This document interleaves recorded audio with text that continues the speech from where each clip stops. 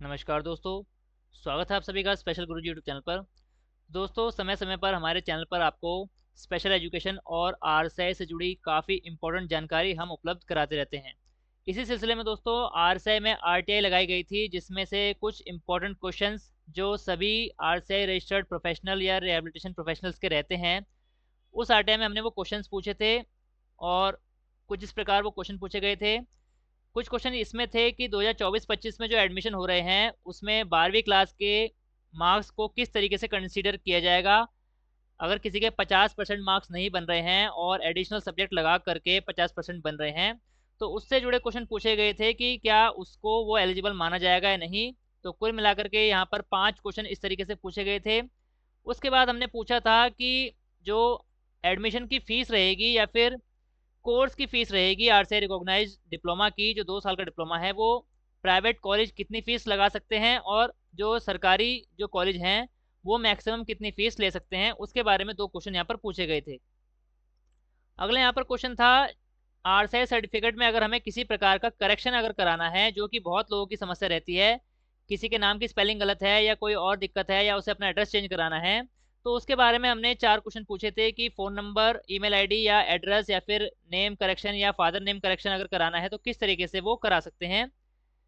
2 question यहाँ पर पूछे गए थे आरसीआई सर्टिफिकेट रिन्यूअल के बारे में, जो कि बहुत सारे कैंडिडेट यहाँ पर कई बार कमेंट में पूछते हैं कि अगर उनका जो सीआरई सर्टिफिकेट है वो खो जाता है, लेकिन उनके पॉइंट जो हैं आरसीआई आईडी में, उनकी आरसीआई पोर्टल आईडी में नज़र आ रहे हैं, तो सर्टिफिकेट खो जाने की स्थिति में वो जो पॉइंट नज़र आ रहे हैं वो उनको किस तरीके से यूज़ करेंगे।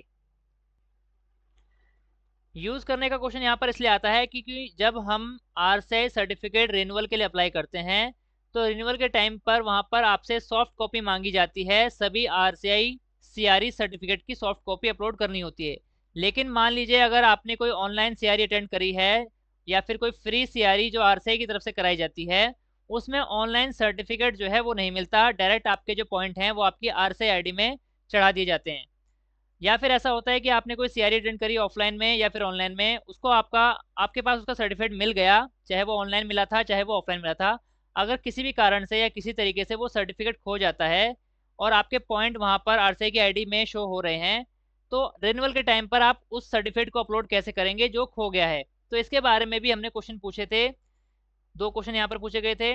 इसके बाद एक इम्पॉर्टेंट टॉपिक ये रहता है कि जो WHO सीआरई जिसके 50 फ्री पॉइंट मिलने थे, हालांकि उसकी एप्लीकेशन फ़ीस 500 रुपये है, लेकिन उसका नाम पहले यही रखा गया था कि फ्री 50 पॉइंट WHO वाले, उसके बारे में पूछा गया था कि ये जो कोर्स हैं इनको अगर 30 जून से पहले किसी ने पूरा कर लिया था 2020 में, क्योंकि इन कोर्सेज़ को पूरा करने की जो डेट थी वो 30 जून 2020 थी, 30 जून तक 2020 तक जिसने कोर्स कर लिए थे, लेकिन उसने अभी तक अप्लाई नहीं किया था सीआरई पॉइंट के लिए, तो क्या वो 2024 में सीआरई पॉइंट के लिए अप्लाई कर सकता है उन सर्टिफिकेट का यूज़ करके। ये क्वेश्चन पूछे गए थे। इसके बाद हमने पूछा था जो आरसीआई की फ्री सीआरई हो रही हैं 2024 में, उनकी लिस्ट मांगी गई थी और मैक्सिमम कितने सीआरई पॉइंट एक कैंडिडेट यहाँ पर कैलेंडर ईयर में कलेक्ट कर सकता है सीआरई अटेंड करके।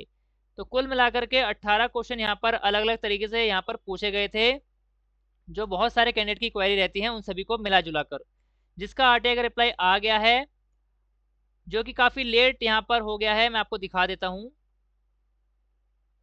8 जुलाई को ये रिप्लाई मिला है और 19 मई 2024 को ये आरटीआई लगाई गई थी। अब दोस्तों यहाँ पर कुछ बातें ऐसी हैं कि आरसीआई की तरफ से जो रिप्लाई मिला है उसमें बहुत सारे क्वेश्चन का आंसर सेटिस्फैक्ट्री आंसर नहीं मिला है। जिस तरीके से क्वेश्चन पूछे गए थे उस तरीके से वो आंसर डायरेक्ट आंसर नहीं मिला है। बहुत सारे क्वेश्चन का आंसर लिंक दे दिया गया है या फिर नोटिस दे दिया गया है, लेकिन डायरेक्ट आंसर किसी भी क्वेश्चन का यहाँ पर सही तरीके से नहीं मिला है। जैसे कि सीरियल नंबर 1 से 5 के जो क्वेश्चन थे, उन पाँचों क्वेश्चन में हमने एडमिशन के बारे में पूछा था कि 12वीं क्लास के कितने सब्जेक्ट को कंसिडर किया जाएगा 50% मानने के लिए। एडिशनल सब्जेक्ट अगर लगा दिया जाए तो क्या 50% की क्राइटेरिया को माना जाएगा या फिर नहीं माना जाएगा। इस तरीके से ये 5 क्वेश्चन पूछे गए थे। वीडियो पॉज करके आप ये पाँचों क्वेश्चन रीड कर सकते हैं। इसका आंसर यहाँ पर मिला है, kindly refer the eligibility criteria mention in respective syllabus. तो बोला गया है कि जो सिलेबस है उसमें एलिजिबिलिटी क्राइटेरिया दिया गया है उसको रेफर कीजिए। अब सिलेबस दिखा देता हूँ आपको। ये 2023-24 का DEd special education multiple disability का सिलेबस है। तो सिलेबस चाहे किसी भी कोर्स का हो, एलिजिबिलिटी क्राइटेरिया लगभग सभी का सेम है। ये मल्टीपल डिसेबिलिटी का सिलेबस है, लेकिन इसमें हमें देखनी है एलिजिबिलिटी। एलिजिबिलिटी यहाँ पर आपका 6.0 नंबर पर एलिजिबिलिटी लिखी है। आइए पढ़ लेते हैं एलिजिबिलिटी में क्या लिखा है। तो एलिजिबिलिटी में यहाँ लिखा है स्टूडेंट हु हैव पास 10+2 और equivalent with 50% marks in any stream are eligible for course. तो ये बातें हमें पहले से ही पता थी कि 50% मार्क्स वाले कैंडिडेट को यहाँ पर एलिजिबल माना जाएगा। लेकिन इसमें हमने क्वेश्चन जो पूछा था वो ये पूछा था कि एडिशनल सब्जेक्ट, मान लीजिए आपके 50% मार्क्स, आपके जो 5 मेन सब्जेक्ट हैं उनमें से कोई एक सब्जेक्ट ऐसा है जिसको लगा के आपके 50% नहीं बन रहे, लेकिन अगर छठा सब्जेक्ट जो आपका एडिशनल सब्जेक्ट होता है, मान लीजिए वो फिजिकल एजुकेशन का सब्जेक्ट है, तो क्या उसको लगा दें तो वो 50% बन रहे हैं, तो क्या उसको कंसिडर किया जाएगा? इसी के लिए हमने क्वेश्चन पूछा था, लेकिन उसका सेटिस्फैक्ट्री आंसर यहाँ पर नहीं मिल पाया है। क्वेश्चन नंबर 6 और 7 का answer, the council circular on fee dated 6/4/2015 is enclose for kind information. तो यहाँ पर फीस के लिए क्वेश्चन पूछा गया था कि जो प्राइवेट इंस्टीट्यूट है डिप्लोमा इन स्पेशल एजुकेशन, जो कि 2 साल का कोर्स है, उसकी कितनी फीस चार्ज कर सकते हैं। तो इसका मैं आपको एडमिशन की जो हमने वीडियो बनाई थी उसमें भी सर्कुलर दिखा चुका हूँ, और वही सर्कुलर RCI ने अपने आंसर में भी दिया है। तो ये इन्होंने अपनी RTI के आंसर में सर्कुलर अटैच करके दिया है। 6/4/2015 का ये सर्कुलर है, और अभी तक भी यही वैलिड है, क्योंकि RTI में भी इन्होंने यही सर्कुलर लगा के दिया है। यानी इसके बाद अभी तक भी 2024 तक जब मैं ये वीडियो बना रहा हूँ, फीस के रिगार्डिंग कोई भी नया सर्कुलर अभी तक RCI ने नहीं निकाला है। और जब तक कोई नया सर्कुलर नहीं आ जाता, यही वाला सर्कुलर वैलिड रहेगा और इसी के जो नियम हैं उनको माना जाएगा। ये सर्कुलर था D.Ed special education, B.Ed special education और M.Ed की फीस के बारे में। तो एडमिशन के जो हमने वीडियो बनाई थी कि आपका एडमिशन किस तरीके से होगा, उसमें भी मैंने ये सर्कुलर दिखाया था कि जो प्राइवेट कॉलेज हैं वो आपकी मैक्सिमम 40,000 रुपये फीस 1 साल की चार्ज कर सकते हैं कोर्स के लिए, और बाकी जो कोर्सेज हैं उसकी फ़ीस भी यहाँ पर लिखी हुई है। 40,000 रुपये आपकी मैक्सिमम फ़ीस कोई भी प्राइवेट कॉलेज भारत में अगर है तो वो चार्ज कर सकता है, और नेशनल इंस्टीट्यूट की फ़ीस जो भी रहेगी वो 12-13 हज़ार रुपये या 15 हज़ार रुपये हो सकती है, क्योंकि वो सरकारी इंस्टीट्यूट रहेंगे। नेशनल इंस्टीट्यूट जो भी रहेंगे तो उनकी फ़ीस पर डाउट करने की या क्वेश्चन उठाने की कोई आवश्यकता नहीं होती। लेकिन प्राइवेट कॉलेजेस के लिए RCI की तरफ से जो नोटिस निकाला गया था उसमें लिखा है कि 40,000 रुपये मैक्सिमम फ़ीस यहाँ पर कोई भी कॉलेज जो है चार्ज कर सकता है। इसके अलावा कॉलेज के जैसे मान लीजिए लाइब्रेरी चार्ज होता है या फिर कोई और चार्जेस वो लगा सकते हैं, वो इस फीस से अलग होता है। और ऐसी स्थिति में आपको लगता है कि फ़ीस थोड़ी ज़्यादा ली जा रही है, लेकिन 40,000 रुपये फ़ीस है। इसके अलावा कोई अगर कॉलेज चार्ज कर रहा है, वो उसका लाइब्रेरी चार्ज हो सकता है या फिर प्रैक्टिकल का चार्ज हो सकता है। और इसमें जो एग्ज़ाम आपके होने हैं इसकी फ़ीस अलग होती है। इस NBER national board of examination in rehabilitation वो होता है जो आपके 2 साल में 2 बार एनुअल एग्ज़ाम होते हैं, उसका एग्जामिनेशन फॉर्म अलग होता है और उसकी फ़ीस अलग होती है। तो ये बात आपको ध्यान में रखनी है। तो ये क्वेश्चन का आंसर यहाँ पर मिला है फ़ीस के बारे में। क्वेश्चन नंबर 6 और 7 हमने पूछे थे। इसके बाद क्वेश्चन नंबर 8 से 11, जिसमें हमने पूछा था कि अगर कैंडिडेट को किसी भी तरह का करेक्शन कराना है अपने RCI सर्टिफिकेट में, जैसे कि यहाँ देख सकते हैं फ़ोन नंबर, ईमेल आईडी और एड्रेस और फादर नेम स्पेलिंग या अपने नाम की स्पेलिंग अगर चेंज करानी तो क्या करना पड़ेगा। तो दोस्तों यहाँ पर इन्होंने आंसर दिया है कि the applicant need to request for change to RCI with supporting document, लेकिन तरीका नहीं बताया है कि किस तरीके से रिक्वेस्ट करनी पड़ेगी, और यही तरीका हमने पूछा था कि कैसे करना है।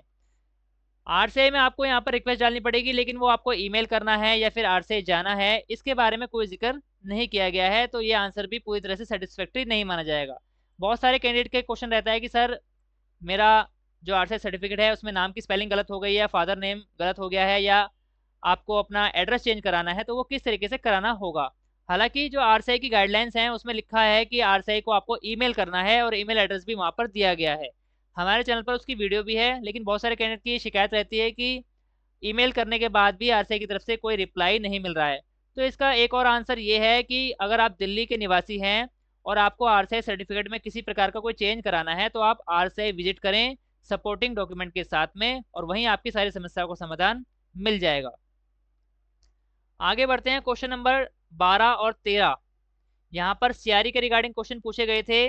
ये पूछा गया था कि अगर सर्टिफिकेट नहीं मिलता है या फिर सर्टिफिकेट खो जाता है, तो ऐसी स्थिति में रिन्यूअल के टाइम पर हम क्या अपलोड करेंगे।